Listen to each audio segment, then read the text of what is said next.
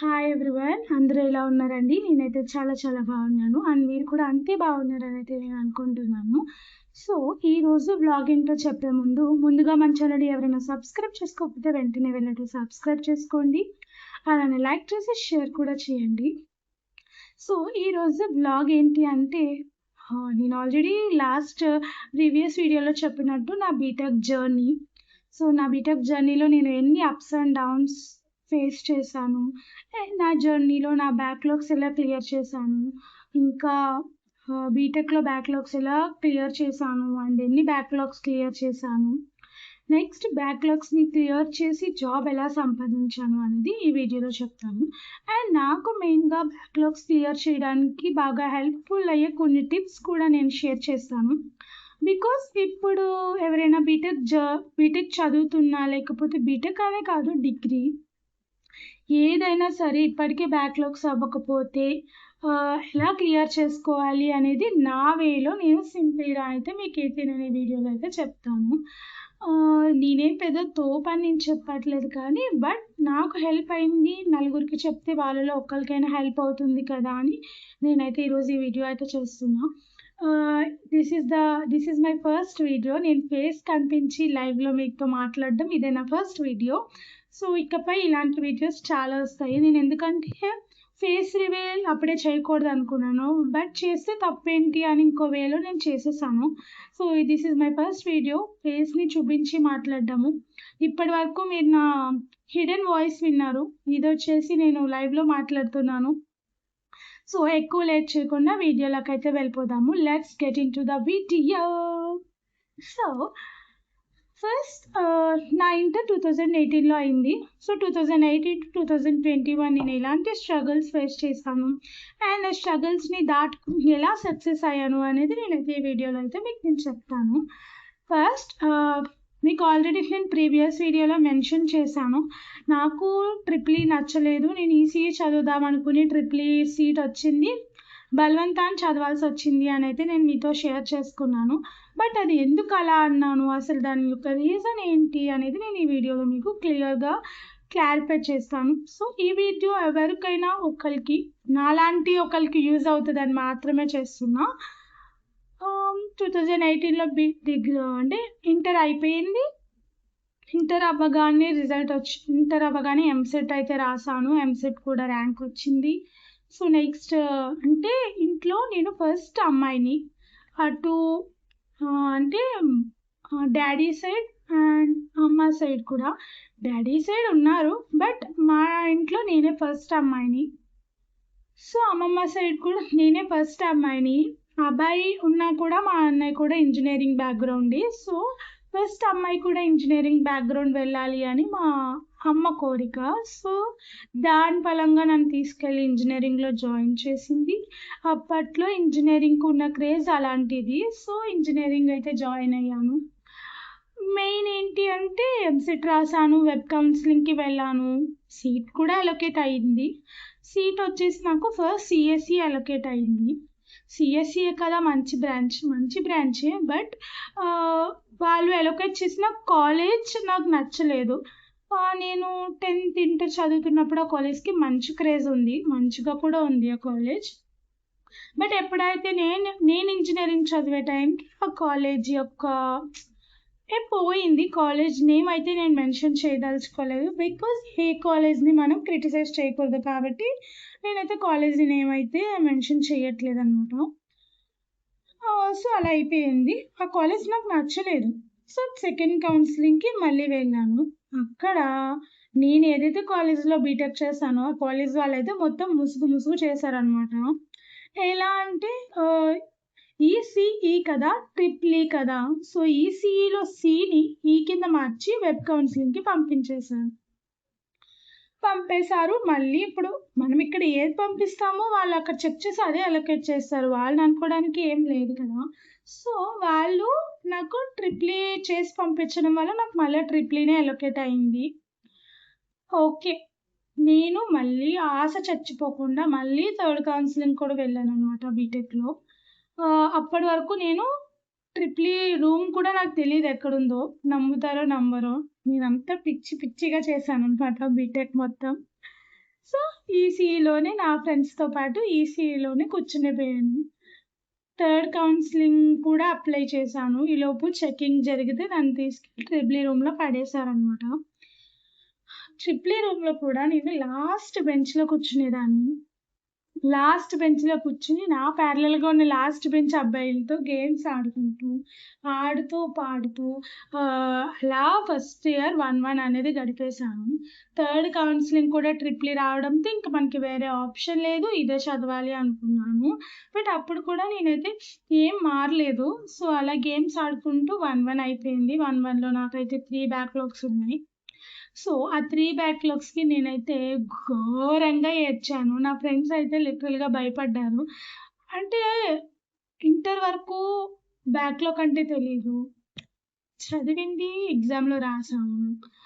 Next BTech అనేది అది వేరే మొత్తానికి. అంటే అది మనం ఆలోచించి మనం చదివింది పెట్టకుండా అర్థం చేసుకుని రాయాలి. అది నాకు అప్పుడు అర్థం కాలేదు.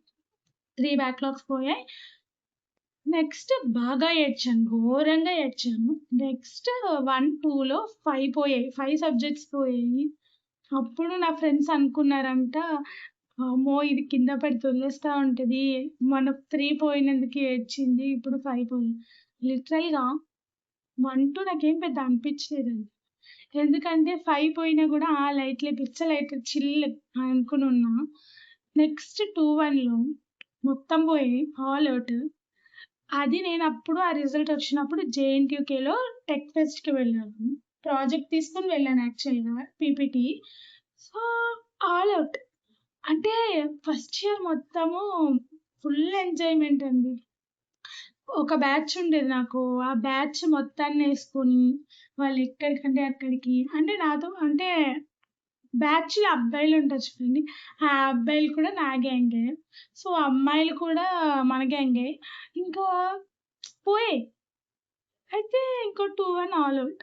ఇంకా అక్కడ నాకు లిటరల్గా షివర్ అయిపోయాను. ఏంటి ఆల్ అవుట్, ఒక్క సబ్జెక్ట్ కూడా పాస్ అవ్వకుండా ఎలాగరా అనుకున్నా. అది అయిపోయింది. నెక్స్ట్ 2-2 ఇంక ఇక్కడ నుంచి నా బీటెక్ లైఫ్ టర్నింగ్ పాయింట్ అని చెప్పొచ్చు. అది కూడా ఎలాగో చెప్పేస్తాను ఈ వీడియోలోని. ఎందుకంటే నేను ఇంత ఫాస్ట్ ఎందుకు చేస్తున్నా అంటే, మన సక్సెస్ని లేట్గా అయినా పంచుకోవచ్చు, బట్ మన ఫెయిల్యూర్నే సక్సెస్ కింద ఎలా మార్చామో ఒక నలుగురికి చెప్తే ఆ నలుగురు ఫెయిల్యూర్ అవ్వకముందే దాన్ని సక్సెస్ కింద ఎలా టర్న్ చేసుకోవాలో వాళ్ళు ప్లాన్ చేసుకుంటారు అని అయితే నేను ఈ వీడియో అనేది ఇప్పుడే ప్లాన్ చేసా. సో 2-2 నుంచి 2-2లో నాకు ఎప్పుడైతే ఆల్ అవుట్ అయిపోయిందో ఫస్ట్ థింగ్ మా అమ్మ. సో 2-1 ఆల్ అవుట్ అయిపోగానే ఇంకా ఎన్ని దేవుళ్ళు ఉంటే అన్ని దేవుళ్ళకి నాతో పూజలు చేయించింది. ఇంకా సెకండ్ వన్ నా ఫ్యాకల్టీ వినోద్ సార్. సో ఆ సార్ ఎక్కడున్నా కూడా నా లైఫ్ టర్నింగ్ పాయింట్ అయితే ఆయన వల్లే జరిగిందని అయితే నేను చెప్తాను. ఎందుకు అంటే ఒకరోజు ల్యాబ్లో కూర్చుంటే ఆల్ అవుట్ ఇలా రా అని పిలిచారు. వెళ్తే సార్ అంటే ఏంటి ఆల్ అవుట్ ఏంటి, అసలు ఏం రాస్తున్నావు, ఏం చదువుతున్నావు అని అడిగారు. నేను అన్ని బాగానే రాశాను సార్ అంటే, నీ పిచ్చి అన్ని సబ్జెక్ట్ పేపర్స్ ఒకళ్ళ దగ్గరికి వెళ్ళావు. ఈ లాజిక్ నేను ఇప్పుడు చెప్తున్నా వినండి. అన్ని సబ్జెక్ట్స్ ఒకళ్ళ దగ్గరికి వెళ్ళావు, ఒక్క పేపర్ ఒకళ్ళ దగ్గరికి వెళ్తే ఇంకో పేపర్ ఇంకో స్టేట్కి వెళ్తుంది. సో నీ అన్ని పేపర్లు ఒకళ్ళ దగ్గరికి అయితే వెళ్తాయి అనుకోవడం నీ భ్రమ. సో నీకు వచ్చింది ఆ క్వశ్చన్కి అది ఆన్సర్ కాదు అని నీకు తెలుసు, బట్ నీకు వచ్చింది ఏదో 100% మెన్షన్ చేయి, దానికి రిజల్ట్ అయితే తప్పకుండా వస్తుంది. సో నువ్వు ఈ పేపర్లో ఏ సబ్జెక్ట్ అంటే అదే సబ్జెక్ట్లో నీకు ఏదైతే బాగొచ్చో నీకు రాంది మెన్షన్ చేయడం కన్నా నీకు వచ్చింది మెన్షన్ చేస్తే బెటర్. సో మెన్షన్ చెయ్యి, దాని తర్వాత రిజల్ట్ ఎలా వచ్చిందో నాకు చెప్పు అని చెప్పి నాకు అప్పుడు చెప్పారు. అది నేను ఇప్పటికీ గుర్తు పెట్టుకుంటా. సెకండ్ నా 2-2లో ఈ వినోద్ సార్ నా బెంచ్ మార్చేశారంట. ఎప్పుడైతే లాస్ట్ బెంచ్లో ఇంకేం ఉద్ధరించట్లేదని ఆల్మోస్ట్ తెలిసిపోయింది కదా, సో తీసుకొచ్చి సెకండ్ బెంచ్లో పడేశారు. సెకండ్ బెంచ్లో నాకు నా జిగిరి దోస్త్ శ్రవంతి, అది నాకు చాలా హెల్ప్ అయింది. So love you baby. And second ఇయర్లో నన్ను దాని పక్కన కూర్చోబెట్టినప్పుడు ఇంకా అక్కడి నుంచి ఇంకా నాకు నో బ్యాక్లాగ్స్, అన్నీ మంచిగా వెళ్ళిపోయేవి. So third Sandy, best friend Sandeep. So వాడు కూడా నాకు బీటెక్ మొత్తంలో వాడు కూడా హెల్ప్ చేశాడంటే మీరు నమ్ముతారని నమ్మండి. బికాజ్ నాకు ఇంజినీరింగ్ డ్రాయింగ్ రాదు. అసలు డ్రాయింగే రాదండి. 10th క్లాస్ వరకు నా డ్రాయింగ్ బుక్స్ ఉంటాయి కదా! బయాలజీ, ఫిజిక్స్ అవైతే నాకు పావని వేసిచ్చేది బుక్స్. దాని బుక్స్‌తో పాటు నా బుక్స్ కూడా వేసిచ్చేది. నెక్స్ట్ నా బీటెక్‌లో నా డ్రాయింగ్ షీట్స్ అన్నీ కూడా శాండీ డ్రా చేసిచ్చారు. సో, క్రెడిట్ మొత్తం వాళ్ళకే. నాకైతే ఏమీ రాదు డ్రాయింగ్ వేయడము. సో, 2-2లో నన్ను ఎప్పుడైతే శ్రవంతి పక్కకు మార్చేశారో, ఇంకా అది నా లైఫ్‌ని మొత్తం మార్చేసిందనమాట. అంటే ఇంకా అది చదువుకుంటున్నప్పుడు దాంతో ప్యారలల్‌గా నాకు ఎక్స్‌ప్లెయిన్ చేయడం. అంటే ఇప్పుడు ఏదైనా ఒకటి అర్థం కాలేదనుకోండి నాకు, ఆ క్వెషన్‌ని చదివేసి బై హార్ట్ చేస్తే నాకసల అదేం గుర్తుండదు. బట్ చదివింది అర్థం చేసుకోవాలి. అర్థం దాంట్లో ఉన్న మీనింగ్ ఏంటో తెలిస్తే నేనింక మళ్ళీ దాని జోలికి వెళ్ళను. చదవక్కర్లేదు. డైరెక్ట్‌గా వెళ్ళి ఎగ్జామ్‌లో రాయొచ్చు. ఆ టాలెంట్ నాలో ఉంది. బట్ ఏంటంటే 2-1 వరకు ఎందుకు ఆగాయంటారా? సో, అది నాకు చదవడం రాక కాదు. బట్ నాకు ట్రిప్లీ అంటే ఇంట్రెస్ట్ లేక నేను అల్లాటప్పంగా చదివాను. అంటే స్ట్రాంగ్‌గా చదివితే అయిపోద్ది. అవగొట్టేసుకునేదాన్ని. బట్ నాకు అస్సలంటే అస్సలు ఇంట్రెస్ట్ లేదు. అంటే అట్‌లీస్ట్ ఇలా చేస్తేనైనా నన్ను ఈ ట్రిప్లీ మాన్పించేసి ఈసీఈ మేనేజ్‌మెంట్ కోటా తీసుకొని నన్ను అందులో పడేస్తారని ఒక చిన్న అంటే నాకేం ఈసీఈ కూడా 100% వచ్చని నేను చెప్పను. బట్ ఇంట్రెస్ట్ అంతే. అంటే మా అన్నయ్య ఈసీఈ చదివాడు. సో, నాకు అందుకని ఈసీఈ అంటే ఇంట్రెస్ట్. అంతే అక్కడితో అయిపోయింది. సో, దెన్ 2 నుంచి ట్రిప్లీ ఇష్టంగా చదివాను. కష్టంగా కాదు. కష్టంగా అయినా ఇష్టంగా చదివితేనే దానికి రిజల్ట్ ఉంటుంది అని నేను ఆ టైంలో రియలైజ్ అయ్యాను. సో, అక్కడ 2-2లో నేనైతే మొత్తం ఇంకా అప్పటినుంచి రాస్తున్నా. నన్ను టార్చర్ పెట్టిన సబ్జెక్ట్ ఏంటో చెప్పమంటారా? Basic electronic devices. నేను ఇప్పటివరకు ఏదైతే ఈసీ అని చచ్చానో, ఆ ఈసీ సబ్జెక్టే నాకు ఫైనల్ ఇయర్ వరకు ఆ ఒక్కటే నన్ను పీక్కుతిందండి. నేను అప్ టు 4-2 వరకు నేను ఆ సబ్జెక్ట్ రాస్తూనే ఉన్నాను. ఆఖరికి 4-2లో క్లియర్ అయింది. బట్ నేను చెప్పొచ్చేది ఒక్కటే, మనకి ఎన్ని బ్యాక్‌లాగ్స్ అయినా ఉండనియండి. వితిన్ 4 ఇయర్స్‌లో మీరు క్లియర్ చేయగలిగితేనే మీ బీటెక్ చదివినందుకు మీకొక అర్థం ఉంటుంది. సో, ఆఫ్టర్ 4 ఇయర్స్ చేయలేమా అంటే చేయొచ్చు. బట్ అది చాలా డిఫికల్ట్. ఎందుకంటే 4 ఇయర్స్‌లోనే మీరు అవగొట్టుకోలేరు. అవగొట్టుకోలేకపోతున్నారు. ఇంక మీరు 4 ఇయర్స్ తర్వాత ఏం అవగొట్టుకుంటారు? నాకు 2-1 వరకు ఎన్నైనా ఉండనియండి. బట్ నేను 4-2 లోపే అన్ని సబ్జెక్ట్స్ అవగొట్టుకొని ప్రాజెక్ట్ కంప్లీట్ చేసుకొని, క్యాంపస్‌లో జాబ్ తెచ్చుకొని, నేను కాలేజ్ నుంచి బయటకొచ్చాను. ఇందులో ఫైనల్ ఏంటంటే, నువ్వు ఫస్ట్ ఎలాగైనా ఉండు. బట్ నీకు వన్స్ రియలైజేషన్ అయ్యాక, మనం ఎలా ప్లాన్ చేసుకున్నాం, ఎలా చదువుకున్నాం, నేనైతే చెప్తున్నా కదా! నాకు నేనుగా ఓన్‌గా చదివిందంటే ఏం లేదండి. మేమిద్దరం నేను, శ్రవంతి కంబైన్డ్ స్టడీస్ చేసేవాళ్ళం. అది మా ఇంట్లో లేదా నేను వాళ్ళ ఇంట్లో. సో, ఇప్పుడు అదొక చాప్టర్ చదివేది, నేనొక చాప్టర్ చదివేదాన్ని. నేను చెప్ అంటే అది చదివే చాప్టర్ ఫస్ట్ ఎక్స్‌ప్లెయిన్ చేసేసేది. నెక్స్ట్ నేను చదివే చాప్టర్ మళ్ళీ దానికి ఎక్స్‌ప్లెయిన్ చేసేదాన్ని. తర్వాత ఇద్దరం కలిసి మళ్ళీ ఎవరికి ఏది అర్థమైంది, ఎవరికి ఎంతవరకు అర్థమైంది అనేది చదివేవాళ్ళం. ఇంకా ఎగ్జామ్‌లో సేమ్ యాజ్ ఇట్ ఈజ్ పట్టుకెళ్ళి రాసేవాళ్ళం. మీకు తెలుగు టు ఇంగ్లీష్ కన్వర్ట్ చేయడం వస్తే చాలు బీటెక్ పాస్ అవ్వడం చాలా ఈజీ.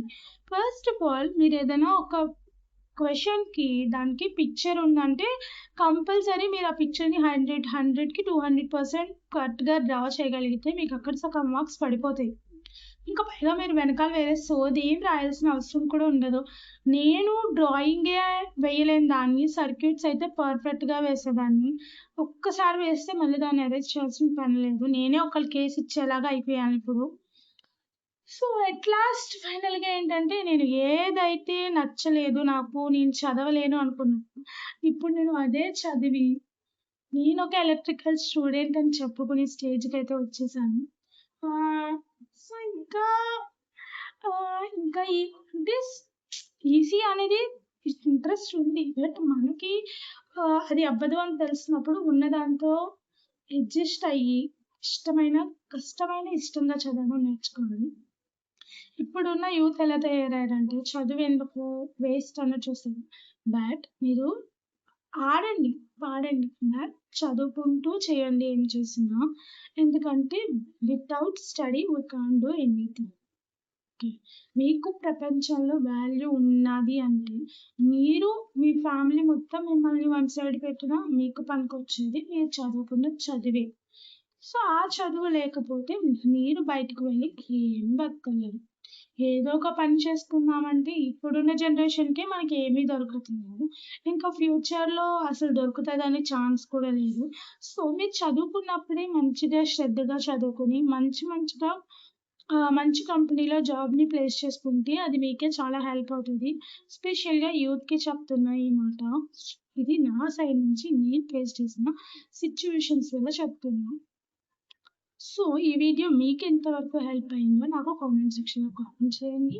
అండ్ ఇంకొక సరికొత్త వీడియోతో అయితే నేను మీ ముందుకు మళ్ళీ వస్తాను. సో, అప్పటి వరకు బాయ్. మీరు ఎవరైనా నా ఛానెల్‌ని సబ్స్క్రైబ్ చేసుకోకపోతే వెళ్లి సబ్స్క్రైబ్ చేసుకోండి. ఇంకా ఇలాంటి యూజ్‌ఫుల్ కంటెంట్‌తో నేనైతే మీ ముందుకి ఎప్పుడు రెడీగానే ఉంటాను. So, until then bye. Love you guys.